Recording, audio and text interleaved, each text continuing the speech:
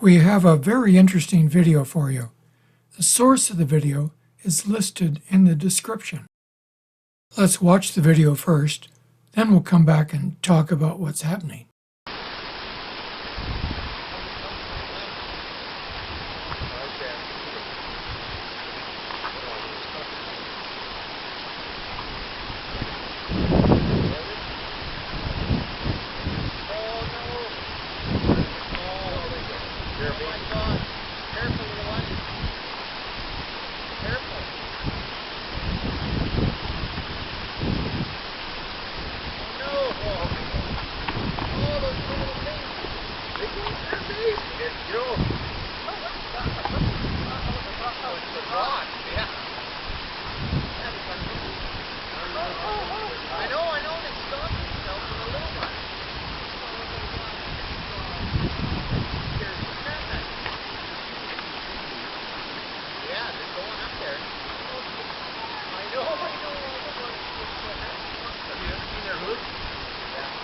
Like hard rubber. They're like hard rubber and they put the feet down. That's the strip. Get up there. Come on. Oh no! They can't get up there.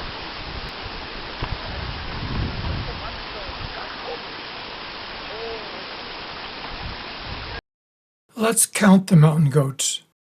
The lead nanny is followed by 2 kids, probably her twins. Then a second nanny with her kid, followed by what appears to be a lone juvenile. Finally, there's a third nanny and her kid for a total of 8 goats. This is a healthy group. Each nanny has a kid, plus the lead nanny has a set of twins. The group is likely well fed and not suffering stress. The group is traveling across the rock cliff at 2 or 3 times normal speed.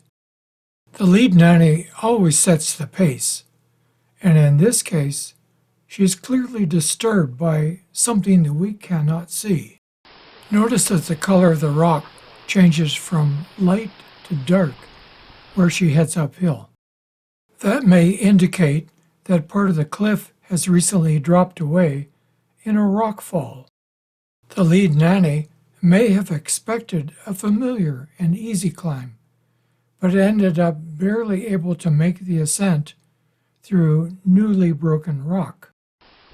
Now alarm turns to panic. Goats are falling on top of one another.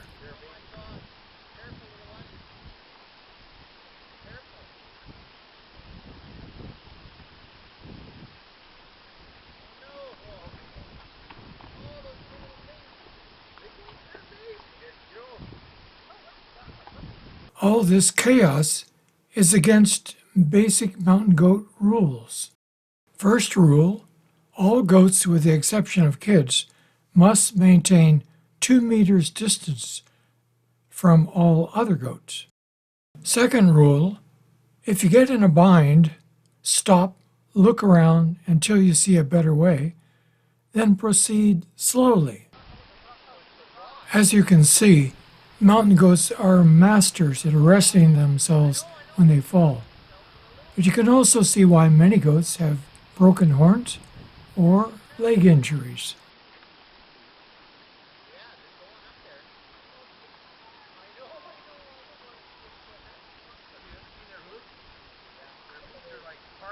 The lead nanny knows where she's going. Mountain goats keep an inventory of escape routes across steep rock to memory. The last thing a goat wants is to get halfway across a ledge, only to have the ledge end. It's not always possible to back up or to turn around. Knowledge about the escape terrain in their home range comes from 2 main sources, from their mother and from play and exploration with other mountain goats. The lead nanny is responsible for all this chaos. There was no reason for her to panic. There was no wolf or other predator chasing her across the cliff. The group was perfectly safe if they had stopped and regrouped. The personality of lead nannies varies greatly. Some are calm, some are nervous, some are brave and adventurous, others take no chances. The fate of the entire herd depends on the lead nanny, and this nanny came close to losing a few members of her herd. If the 3 kids cannot climb the cliff, they may be abandoned by their nannies. Most of the time, a nanny will stay with her kid until the kid figures out how to climb steep ground. But if a nanny feels that she's in danger from a predator or some other imminent threat, she may abandon her kid rather than turn to fight. She's not being a bad mother or irresponsible. A nanny's life is more important than her kid's life. After a kid's first year, the nanny may have nothing more to do with her kid. A nanny has a limited investment in each kid. She can't risk getting killed defending a kid. She must survive to give birth again. We were walking along the top edge of a steep cliff years ago. A nanny ran across in front of us. She was followed by her kid. But when we went around the next corner, there was the kid, curled up on the ground within 20 meters. Our camera caught the nanny going over the cliff edge without her kid.